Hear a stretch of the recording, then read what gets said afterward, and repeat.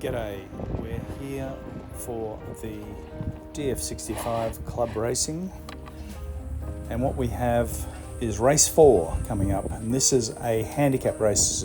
We've had three scratch races, and now everyone's been allocated a handicap, and we're racing a handicap race where people start from 0 on the start out to 90 seconds. So at 90 seconds we've got 52, and we're going in for a start. Beautiful conditions out here. This is Emerald Lakes, which is around about an hour south of Brisbane, and we've had a start, and the guys are working their way up the top end. Two of the boats doing quite well, who started on the scratch, 430 and also 354, which has also started near enough to scratch as well. So those two boats are off and running. What you'll see is the rest of the fleet. There's around about 20 boats here today, which is quite a good number of sailors. You can see in the distance they're all making their way up to the first top mark. What's good about the handicap racing is you get a separation of the fleet, so you don't get this bunching effect. And what you get is an opportunity for those guys who are not so competitive, that they can win these races just as well as the good guys. However, those good guys have to fight their way through the fleet. We have some variation in the wind here today. We've got it's an easterly blowing, and unfortunately the wind is affected by, we've got a clubhouse which does take some of the breeze. As you can see here, we go around that top mark and there's a little bit of a hole to the right hand side. The important place to sail is the left hand side, and you can see here 52's in last place at the moment. She's choosing the left hand side of the course to sail on. The reason for that, I spoke to Mike afterwards and he said there's more breeze there. So that makes a big difference. If you've got wind, you can catch up, particularly in these not light breezes, but they're this is around about 10 to 12 kilometres an hour at the moment, gusting maybe 15 at the moment. So what we see here is the yellow boat. That's I think that's 430 or 26 coming up, doing quite well in handicap racing. 430 is already around the mark. That's 354, which has just gone around the top mark in first place. And I think we've got in second place, we've got, yes, this is the yellow boat coming across now. That's 430 in second place.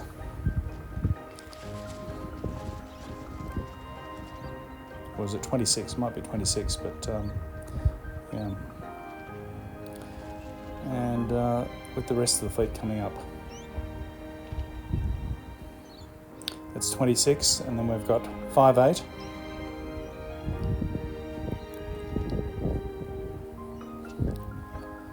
And coming in around about 5th place is 385. 6th place is 244. 7th place is 52. So 52's recovered a little bit there.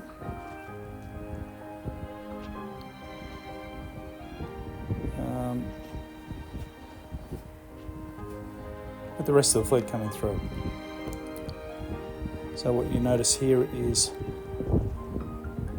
there's been a split in the fleet again, and this time 52 has decided to go to the right hand side, which may not work out, and the other boats who've gone to the left hand side have got a nice big puff down there and working their way down the bay, accelerated that breeze line.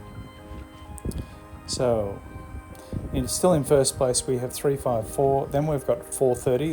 They're almost a leg ahead of these guys, and then with the rest of the fleet coming through. You've just seen 354 and 430 just going around. They're actually winning the race, and they're almost a leg ahead of the rest of the fleet. So their handicap was adjusted after this race. They were reduced added 10 seconds to their handicap. So the first 4 boats have 10 seconds added to their handicap.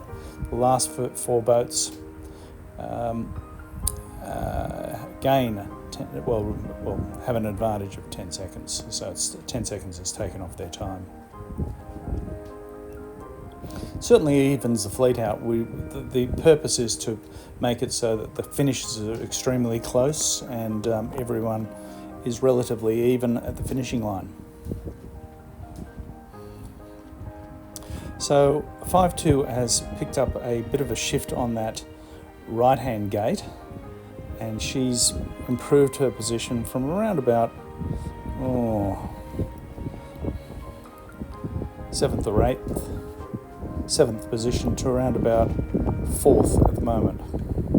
385 coming through in 3rd place, and 5-2 in 2nd place. In 4th place. Unfortunately, 385 has hit the mark, so that's relegated, lost a position on that. But well done, Gary, for doing your penalty. And we're going down to the bottom gate. Important to choose the right gates.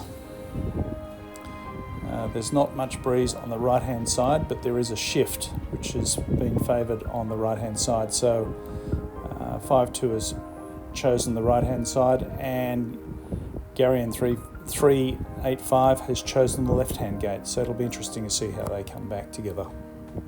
It might be relatively close, I would imagine, because there's more breeze out on the left-hand side. Well, on the left-hand gate, less breeze on the right-hand gate, but there's a bit of a shift, a lift on that right-hand gate. Coming up to the final mark, you can see here final boats. There's a boat going through the front. He's the back end of the fleet.